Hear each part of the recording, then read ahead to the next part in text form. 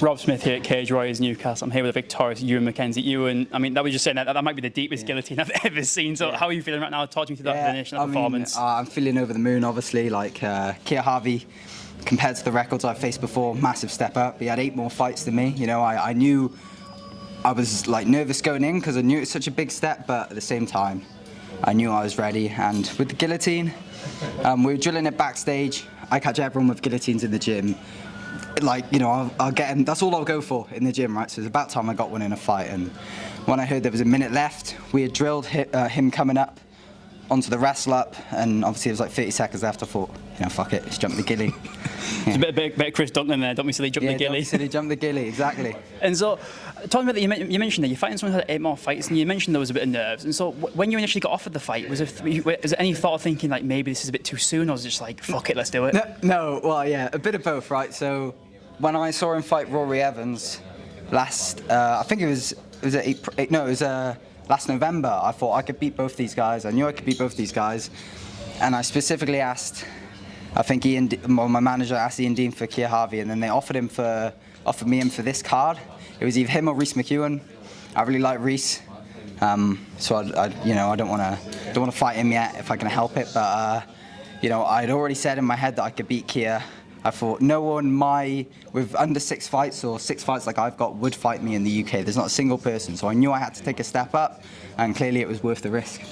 So what's going through your mind, you know, when you've got the guillotine cinched up and you think, okay, this is it, what's going through your mind? Is it just like pure excitement, or is it just full concentration? The second I got it locked in, I knew it was done. There was not a man on earth that can escape one of my guillotines. I knew that as long as I've got 15 seconds, you know, he's either going to sleep or he's tapping. And to be honest, with the top pressure elbows, I'd broken him. I could see it in his face that he was done. So as soon as I gave him that way out, he took it.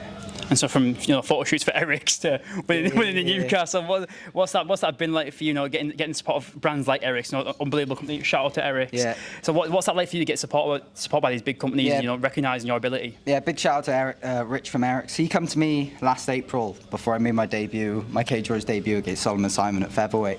And he's been sending me kit since then, and I finally met him, did a photo shoot with him. You can't really see him on the camera, but I actually bought the wrong shorts today. I had the orange ones that were supposed to match my top in the hotel room. Completely forgot to pack them. These only got packed because my coach happened to pick them up and put them in my bag. So I nearly turned up today without any shorts.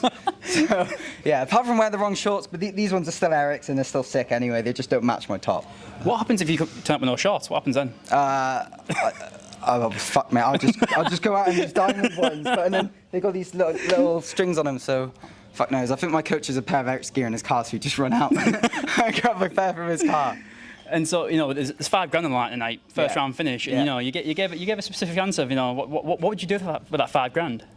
Oh, what would I do with that $5? Well, I'm a professional fighter that's not in the UFC, so I'm skint. So I'd spend it on another holiday. I haven't had one this year. I'm going to Dubai in 3 weeks, but maybe I'll just like extend my stay or something if I got an extra $5. So yeah.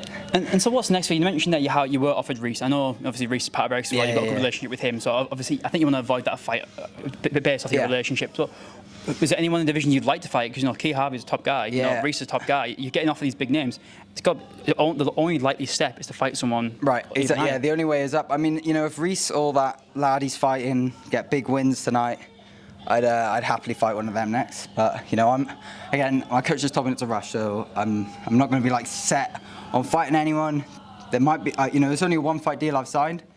There is a multi-fight deal on the table. I haven't signed it yet, so I think I'm just going to wait with my management, my team, see what offers come through from promotions, and kind of see where the next steps are. But you know, after a finish like that, Cage Warriors would be stupid to not try and keep you around. Of course, mate. And my final question is, how are you going to celebrate that big win tonight? I don't drink, but I'm going to get pissed. And find pizza or something. Yeah, I'm going to get absolutely fucking slaughtered tonight. So, yeah. Well, Ieuan, congratulations.